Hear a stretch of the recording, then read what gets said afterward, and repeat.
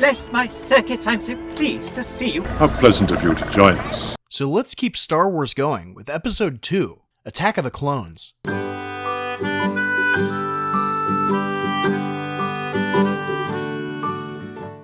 I've got a bad feeling about this. So a bunch of planets want to leave the Republic under the advisement of Count Dooku. The Senate is about to vote on whether they should make an army of the Republic to help the Jedi police the galaxy, but Senator Amidala is the biggest person against this. But she's a queen. Yeah, I guess she got demoted, but also promoted. It's a big fish, little pond situation. There's always a bigger fish. So she arrives at Coruscant and blows up. But don't worry, it was just another decoy. The decoy apologizes for dying. So sorry, I failed you, Senator. What? Isn't that kind of her job? Yeah, she should have been like, no, you did a great job. This is literally why we hired you. And then they just go inside, leaving her dead body just laying there. Chancellor Palpatine meets with the Jedi Council and tells them to keep being cops, and he'll handle the negotiations because we saw how well that worked out before. The negotiations never took place. Senator Amidala comes in, and we see that Jar Jar unfortunately didn't get blown up with the decoy. I won't fail again. The Chancellor suggests that she needs a Jedi bodyguard, and they put Obi-Wan on the job. On the way up, we can see that Anakin is nervous about seeing her, because I'm sure that little kid had romantic feelings about her back then. Are you an angel? What? They're the most beautiful creatures in the universe. You've made a commitment to the Jedi Order, a commitment not easily broken. He creeps her out. You're exactly the way I remember you in my dreams. And she shoots him down. I'll always be that little boy I knew on Tatooine. How embarrassing. Anakin undermines Obi-Wan in front of everyone, and he calls him out on his bullcrap. You will learn your place, young one. An assassin meets with another guy, and he says there can't be any mistakes. So he gives her some poisonous centipedes that might not work. Much to learn, you still have. Padme wants Anakin to use her as bait, so she goes to sleep in the room she was going to sleep in anyway, and Obi-Wan thinks it's too risky to sleep. But I thought they used her as bait last time when they wanted to find Darth Maul. Shut up, that was to find a Sith. This is just some random dude. The assassin then gives the centipedes to a droid that could easily pick the wrong room, but doesn't, and then releases them. Anakin is having nightmares about his mom, but hasn't done anything to try to free her. I will come back and free you, Mom. I promise. And because he's talking about his dreams, he almost misses Padme getting assassinated. The Jedi bust in and kill them, but the droid didn't leave, so Obi-Wan jumps on it and rides it back to the assassin who shoots him down. Anakin stole a speeder and catches him, and they chase the assassin. They stupidly follow every move she makes and end up getting electrocuted. They then decide to take a shortcut, and Anakin jumps out of his speeder. He tries to cut her with his lightsaber, but stabs the wrong side of the car, but that's still enough to get her to crash. They chase her into this really quiet bar, but she's a shapeshifter that doesn't want to change her form while she's hiding for some reason. They try to see who hired her, but she's killed before she can tell. Because there's still a bounty on the Senator, the Jedi Council tell the guy who's got a crush on her to take her back to the place that she's from to hide. I'm nice like that. They also sent Anakin to talk to Palpatine, and we find out that they've become buddies over the years. You'd think he'd be like, hey, rich guy that controls like most of the galaxy, do you think you could loan me a few bucks so I can save my mom? And before they leave, the Senator makes Jar Jar her representative. God knows why. But if they really didn't want people to know she left, why didn't they just have her decoy vote for her? What if they realize you've left the capital? I don't know. Maybe she's still upset about Dorme dying. I can only afford to lose one friend today. She says that Anakin's grown up, and then he throws a baby Fett in front of her. It's all Obi-Wan's fault. He's jealous. He's holding me back. And this reminds her why she's not interested in a whiny jerk that's so much younger than her. So they want to be all incognito while leaving the capital, so she wears an ancient Mayan headdress, and he wears a poncho made out of a moving blanket that's been in an abandoned car for about 6 years. Magnificent, aren't they? They totally look like a couple going on a trip. And their friends call them idiots as they walk away. I do hope he doesn't try anything foolish. I'd be more concerned about her doing something. Obi-Wan goes to a 50s diner whose line cook is an expert on assassination weapons. What you got here is a Camino saber dart. He tells him where to find the place it came from, but it doesn't seem to exist.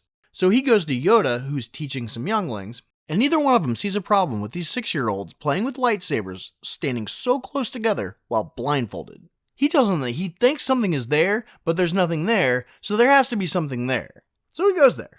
I'm not sure why he needed Yoda for that, other than him looking into it after he leaves. Because someone erased it from the archive memory. Since she's not supposed to go to the capital, she goes to the capital to see the Queen and finds out that the Trade Federation is still giving Naboo problems. Obi-Wan not only finds the planet he was looking for, but lands exactly where he needs to go to meet the Prime Minister. He's told about the clone army they're making for the Republic, and the Prime Minister doesn't seem to pick up on him being clueless about anything they're talking about. The army? So you know how Anakin's been hitting on the Senator and making her uncomfortable? It makes me feel uncomfortable. Well, she decides to go alone with him to this romantic location and dress with a lot of skin showing. You know, like you would with any creepy guy you can't get rid of. What is she thinking? Obi-Wan checks out the facility to see this army of clones of this bounty hunter, Jango Fett. Blind we are. With creation of this clone army, we could not see. He wants to meet him, so he goes to his apartment, where he all but asks him, "Dude, did you try to kill the Senator?" That's why I'm here. Back at Naboo, things get weird. Like surfing on big-assed animals, eating pears with a fork and knife, and then she sits him down by the fire dressed like a pricey dominatrix. I will do anything that you ask. Can you hammer a 6-inch spike through a board with your penis? That is something I know I cannot do. A girl's gotta have her standards. She tells him how they can't be together, and then they kiss. If Master Obi-Wan caught me doing this, he'd be very grumpy. I'll go first. Obi-Wan is leaving, but Yoda and Mace Windu tell him to bring Jango in for questioning. He finds him and his son Boba leaving and tries to stop them. They get the best of him, but he gets a tracker on the ship. He follows them into this asteroid field where I guess rocks aren't enough, so Jango shoots off some bombs that could end up hitting their ship too. They fire a missile at him, but R4 opens the trunk, and a bunch of crap blows it up, making him think that his ship blew up. He then follows him to this planet, Geonosis. Anakin is still having nightmares. Was it a dream where you see yourself standing in sort of sun god robes on a pyramid with 1,000 naked women screaming and throwing little pickles at you? I saw my mother. She is in pain. Why am I the only person that has that dream? So he needs to leave to save her from pain, I guess? And goes to Watto's place looking for her there instead of her house. Turns out, he sold her to some guy in Mos Eisley. He goes there, where he's greeted by C-3PO, The Maker! who introduces him to his new family. Owen Lars, this is my girlfriend, Baru. But about a month ago, she was taken by Tusken Raiders, so he goes to look for her. You seem a little on edge. Obi-Wan sneaks around this cave, where he sees a droid army being created, and overhears Count Dooku talking to the Viceroy about how the assassination went. Is she dead yet? Very lucky eavesdropping. Anakin finds the camp, and just happens to pick the tent his mom is in. Feel, don't think. Use your instincts. He unties her. I will come back and free you, Mom. Always keep your promises if you want to keep your friends. And then she immediately dies from, I guess, the paper cut on her face. And he does not take this well. Compassion, which I would define as unconditional love, is central to a Jedi's life. He tells Padme that he killed them all. The women. And the children, too. And she's like, it happens, Anakin. R2 comes up and interrupts Shmi's funeral to give them a message that Obi-Wan needs help. So he three-way calls the council so they can tell him he got it. So just after he vowed to save everyone he can, I promise you, I will even learn to stop people from dying. He decides to stay there and protect the Senator instead of saving his father figure. Luckily, he's ordered to stay with her, and she wants to go save Obi-Wan. If you plan to protect me, you'll just have to come along. Since they have a droid army, they need a senator to propose the use of the clone army. So they casually suggest that Senator Amidala would do it if she was there. I haven't worked for a year to defeat the Military Creation Act, to not be here when its fate is decided. And that's enough to get Jar Jar to push for the Chancellor to be granted emergency power. So now that he's been captured, Count Dooku tells Obi-Wan that a Sith Lord is secretly controlling the Senate, but he doesn't believe him. I don't believe you. Turns out that Yoda and Mace Windu haven't left yet. In fact, they went to the Senate meeting before even figuring out who's going where. I will take what Jedi we have left and go to Geonosis and help Obi-Wan. Visit, I will. The cloners on Camino. It doesn't seem like they're all that worried about Obi-Wan. Anakin and Padme show up and look for Obi-Wan, but don't notice all the bug people snuggling up in the walls. They attack them and almost die like 11 times. Come on, follow me, you damn insects.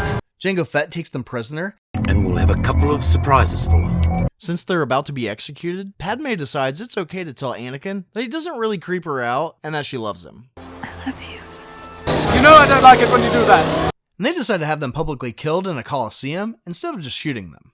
So they release 3 monsters for the 3 of them, and these things don't go after each other, just the person in the pillar in front of them. I'm not sure how, but between the 3 of them, the Senator's the one who gets out first. Padme gets her back scratched, that makes the bottom of her shirt fall off. I don't mind. They take out the 8-eyed tiger rat and tame the dinosaur, so they release some destroyers to kill him. But then the Jedi show up. What took you so long? So the Jedi are winning against the Roger droids. So Jango decides to join in. Fly, Toberman, use your jetpack! And gets killed by Master Windu. He should have just waited another minute because they immediately release some other droids and the Jedi start dropping like flies. The droids surround the remaining Jedi. You're impossibly outnumbered. I don't think so. And Dooku's like, kill them all! You know, milady, Count Dooku was once a Jedi. He couldn't assassinate anyone. It's not in his character. But then Yoda shows up with the clone army that the Senate didn't actually need to approve because the Jedi commissioned him. So essentially, they ended up using an army and killing off a bunch of Jedi just so they could save Obi-Wan. It's all Obi-Wan's fault. The clones and the droids fight, while Dooku and the Separatists try to escape with the plans for this super weapon. They would be much safer there. Good, my master. And everyone just leaves Boba Fett with his dad's dead body. We will watch your career with great interest. Obi-Wan and Anakin spot Dooku, so they start chasing him, but Padme falls out, and Anakin's like, yeah, I know if we kill him, the war might be over and millions of lives saved, but the girl I like just gently rolled down a hill, and I think that should be the priority. Obi-Wan guilt trips him, but he doesn't seem to care, but then decides to go when he sees all the sand again. I don't like sand. It's coarse and rough and irritating, and it gets everywhere. So they follow him into this cave. Anakin rushes him and gets electrocuted, but then fights Obi-Wan with a lightsaber. He cuts Obi-Wan a couple times, but Anakin saves him. Brave of you, boy. They then wave their lightsabers in front of their faces a few times. You spent as much time practicing your saber techniques as you which you would rival Master Yoda as a swordsman. And then he cuts Anakin's hand off. Yoda comes in, and they throw some crap at each other. And then they try to shock each other, but that doesn't work, so then they have a sword fight. But Dooku knows he's beat, and tries to drop some stuff on Anakin and Obi-Wan. If Obi-Wan wasn't being such a little bitch, he would have kept the beam from hitting them, and Yoda could have killed Dooku. But he's like, but I got boo-boos, I can't. So they can't help Yoda at all. Well, Obi-Wan's fully conscious, but he does not help Yoda at all. I mean, he doesn't even throw something at Dooku. In fact, he hasn't moved a muscle since being cut. He doesn't even check on Anakin, who just had his arm cut off. Yoda saves them, and then hobbles over to him to make sure that they're okay. Still, you are pretty spry for an older fellow. So Dooku heads to Coruscant to meet with his master, and they're really happy the war has started. Everything is going as planned. Mace Windu, Yoda, and Obi-Wan are like, man, I'm really glad we had those clones, but it kind of sucks that we started a war to save ourselves. Maybe we aren't so good at this peacekeeping thing. We're keepers of the peace, not soldiers. Oh, and Anakin and Padme went back to Naboo and got married, but only R2 and C-3PO were invited. They're gonna be in a lot of trouble. Not again. Obi-Wan's gonna kill me. It was her idea. You know, the title of the story is a little deceiving because the clones saved them, not attacked them. So who are we supposed to be rooting for here? It is finished. Subscribe. And your lives will be spared. You want to go home and share this video?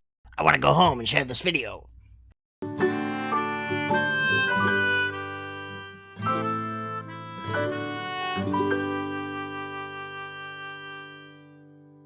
This party's over. May the Force be with you.